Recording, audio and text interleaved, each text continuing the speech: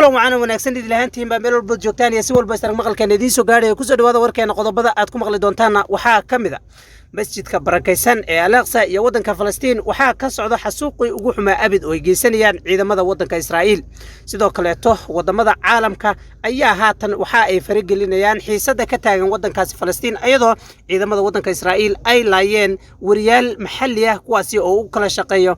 idaacada Al Jazeera iyo sidoo kale warbaahinno waaweyn oo laga leeyahay wadamada dibadda ama wadamada reer galbeedka waxa sidoo kale haatan lagu soo waramayaa wariye caan ah oo u shaqeynayay TV-ga Al Jazeera in ay dileen ciidamada wadanka Israa'iil waxa sidoo kale halkaasi ka socdo xasuuq daran oo ay geysanayaan ama loo geysanayo dadka dhibaataysan ee ku sugan ama ku cibaadaysanayo masjidka barakaysan ee Al-Aqsa waxaana xasuuqaasi geysanayo ciidamada wadanka Israa'iil oo aad moodo in loo soo tababaray daadinta iyo sidoo kale xasuuqa ummada muslimiinta ee ku dhaqan wadanka Falastiin dawadayaal wararkii ugu dambeeyay ee halkaasi ka dhaca ayaan halkaynu kula wadaagaynaa hadday tahay markaadii kugu horeysay barteena YouTube-ka aad soo boqoto channelka subscribe sar oo gaarsii asxaabtaada kale haday hore nolol joogtayna daawashadaada halka ka sii wad dawadayaal sidaad la wada socoteenba waxaa jirto xasuuq baan oo ka socdo masjidka barakaysan ee Al-Aqsa magaalada Qudus waxaa ka socdo duqeyntii ugu xumayd abid oo ay geysanayaan ciidamada wadanka Israa'iil iyo diyaaradaha droneska duuliyaha lahayn waxaa barnaamijkaasi la socday ama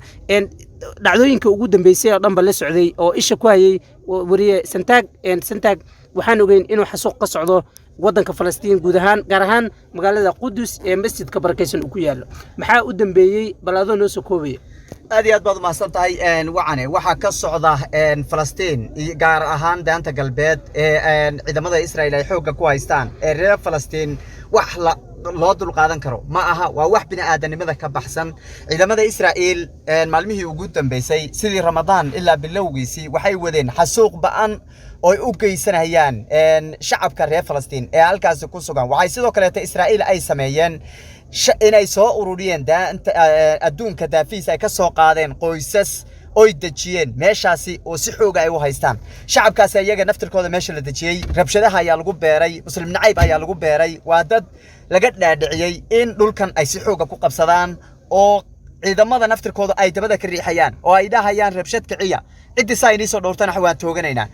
maalmihii ugu dambeysay dawlado badan oo Turkiga uu ka mid yahay iyo Iiraan iyo Masar iyo dawladda Falastiin naftigeeda ayaa daleecayn ka soo saaray oo cambaareynaya falalka gurxan ee ciidamada Israa'iil ay ka wadaan halkaasi waxaan ogeyn Ramadaanka dhexdiisii 15 Ramadaanka markuu marahayay in ciidamada Israa'iil ay masaajidka uga daateen dhinacyada ayadoo taraawiix lagu tukanayo ay ku dileen 25 qof 200 qofna ay xabsiga u taxaabeen 30 kamidana ay dhaawacantay waxaan ogeyn iyadana dhamaadkii Ramadaanka maalmihii ciida iyadana inay soo galeen 3 dhalinyaro ay ku dileen 22 qofna ay meesha ku dhaawaceen 55 qofna ay meesha ka kaxeeyeen oo xabsiga ay u taxaabeen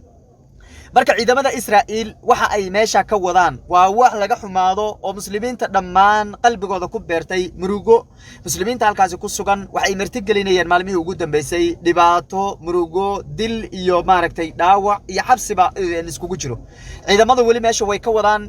Hamas ayaa maalin dhaweyd gantaala ku karaacday Tel Aviv kaasi oo uga jawaab celinayso dhibaatada ay meeshaasi ka socota ee ciidamada Israa'iil ay ku sameynayaan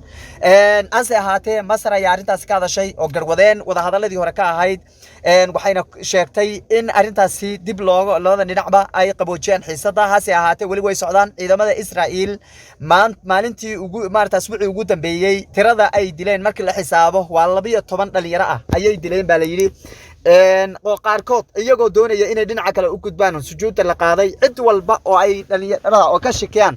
way iska dileen ciidamadu waxay dhaafayaan male waxaad wadooyinka ku arkaysaa sawiraanta laga soo qaaday dhalinyaro yar yar oo 10 jir 12 jir 13 jir ilaa 20 ka aan gaadhin oo ciidamadu intay jeebeeyeen ay xabsiga u sii taxaabayaan ayaad arkaysaa waxaad sidoo kale arkaysaa haweeney intay khamaarka xataa ka tuureen ay labada gabdhood kala jiidanayaan oo ay ku sii wadaan xabsiga ay doonayaan inay u dhaadhiciyaan waxay hay'adda laanqeyrta cas sheegtay in ka badan 10,000 oo qof oo Falastiiniina inay xabsiyada ku jiraan waxay sidoo kale sheegtay 10,000 qof 600 oo waxa ka badan 6,000 oo kamid ah inaan maxkamadda la geynin oo xabsiga intii la geeyo un sanado ay iskaga jiraan waxay sidoo kale hay'addu ay sheegtay waxa ka socda dilalka socda ee ciidamada ay sameynayaan inay amar buuxa ka haystaan maamulka Israa'iil ee Yuhuudda ee Netanyahu uu yahay ee looga taliyo Tel Aviv santago aad baad mahadsan tahay tacadiyada loo geysanayo ummadda muslimiinta ee ku dhaqan waddanka Falastiin ama joogtaba masjidka barakaysan agaarkiisa halkan kuma soo koobi karno dhacdooyinku waa ay soo socdeen 30 sano iyo in wax ka badanba dadka reer Falastiin waxa weeyo dhibaatada loo geysanayo mid la soo koobi kara maaha mid aan haatan warbaahintan yarta aan ku soo koobi karnana maaha TV-yada caalamka iyo sidoo kale warbaahinta caalamka oo ugu afka dheer ayaa tabinayo dhibaatada loo geysanayo walaalaheena Falastiin oo ognahay in wadamada muslimiinta ama Carbeed aysan ka hadlaynin dhibaatada halkaasi loo geysanayo marka laga reebo wadanka Turkiga iyo wadamo yar oo Iiraan ay ku jirto marmar ka hadlayo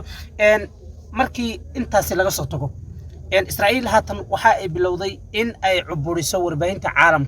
إسلام مركانا ورياشة وقف كدردات يسوي تبيني تعدي هالكاسي كدعي قاركود أي لايين قار كم إذا حبسك الله تحابي فلهذا نسوا كوبيا ورياشة سيل لاي إن قاركود كحسوسات هالكنا كحسوس أرتا ورياشة واجه هرب ويلين لكن ورياشة إلين ورياشة اللوكال كا يرير ورباهنوها أي ريبوت كقاطان أي واجه هرب الدليل جرين ويحبسك وتحابي جرين أسبوع إلى صور عفاي أفر وريه أو فلسطين أو دانتا قلبت كورة مجري أو هالكاسي دجن أو دنيرة أبي حبسك وقادين أو هذا إني نول هنا دنتين ورلو هينين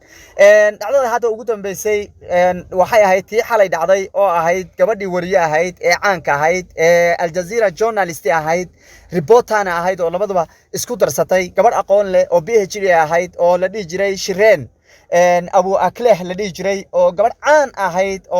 ورياشو الدنيا دمان تدرجية قناة أهيد أو صوت بنيسي ريبوديا ده ودمرها سكت عيو قبل دلال بدنا أهيد أو رنتي لشيء إن الدلال يركب بحسي إن أي عالم كتوسطه لبعض إسرائيل أي كوهيان ريب فلسطين يقول كأي بوبيان يا شعب كأي ديجا أي دادين المالين والبعيد مدى إسرائيل أيام أيضا طوبة سباليدي أو كجرته مالين هولات كذي أها إن شقة هذا كذته أو طوبة صحيح هالك كتاجنا يا مظاهرات يا كسعودي مساجد كالقصة يدان تكلبات أو دبعت هذا معلمي وجود مسيبات أسس سعيدي أي عندما ذو وجه كتوكتين باليدي وايد ما تقبل عسي أن الله نحرسته وحسده كلا تدعوين وريا كلا ويسجن عانه أو ريف فلسطين أو هالكاس كسبنا وهذا عدد وشقين يدعوين كوع كلا نويق قبتين وحبسه يودع عيان مركع عندما إسرائيل مجبنا يان وحي كبقيان مجرو توجشده يدلك ومالين والبظهر وبيد عيسى مركع وحوي إنك كمسلمين هان مسلمين تسكم حنا أو عربي كمان هذين دولتي وجوينا السعودي وكم ذها madaxa muslimka aha kama hadlayo arintaas kama hadlaan dhibaato badan ay ku sugan yihiin reer Falastiin dib weyn ay ku sugan yihiin khaasatan wuxuu dhibku ku dhacayaa degmada Jiniin oo ayadana xiriq qaxootina u dhow oo dadka reer Falastiin ee laga soo qaxiyay dhinaca bariga Jerusalem in ayagana halkaas ay gabaad ka dhigayeen oo ciidamadu hadana intay tageen oo daba tageen guryahoodii la gubayo cagafta la gelinayo oo la leynayo oo ilmaha yar la xaabsanayo marka dhibaato badan ayaa wacan u socota beeshaasi ka socota waxaan ka qaban karnaa ma laha muslimiinta waxaan ka codsanaynaa inay u soo duceeyaan oo dhibaatada meeshaasi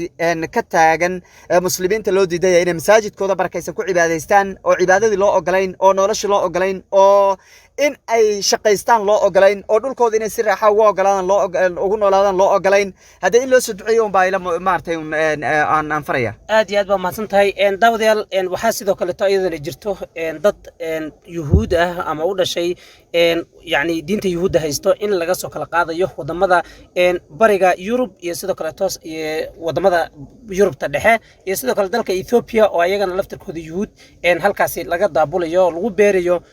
wadanka Falastiin dawadayaal waxaan inaga codsanayaa in aad u soo duceysaan ummada walaalaheena ee dhibaatada loo geysanayo mar walba halkaasi dhibka iyo sidoo kale to tacadiyada loogu geysanayo loo ogolayn inay ku cibaadaystaan masaajidooda ama masjidka barakaysan ee Al-Aqsa dawadayaal intaas ayaan ku soo koobnaa barnaamijka gaarka ah ku eegayna wadanka Falastiin iyo dhibaatada ka taagan intaan barnaamijkan ka lamida ku kulmi doono waxaan iga tagay sidaas iyo amaanaha